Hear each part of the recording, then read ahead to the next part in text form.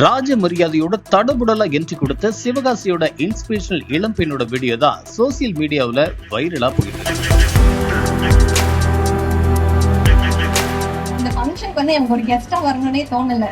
வரப்பவே student தான், நம்ம இந்த இடத்தெல்லாம் பாத்துக்கணும் அப்படின்னு தான் வந்தேன். சிவகாசி மாநகராட்சிக்கு உட்பட்ட பள்ளிப்பட்டி சாலையில திருத்தங்கல் நகர்ல வசிக்கக்கூடிய நடராஜன் ஜெயா தம்பதியோட மகள் தான் அப்சரா அப்படிங்கிற 27 வயதான பெண்மணி. இவங்க 2024ஆம் ஆண்டு நடந்த UPSC IAS தேர்வுல 192வது ரேங்க் பிடித்து தேர்ச்சி பெற்றிருக்காங்க.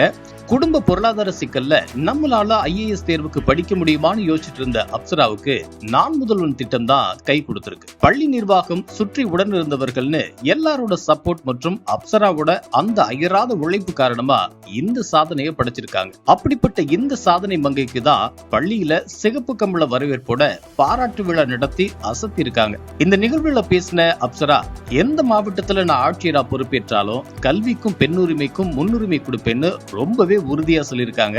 அது மட்டும் இல்லாம பல நல்ல கருத்துக்களை மாணவர்களுக்கு பெற்றோர்களுக்கு சொல்லியிருக்காங்க.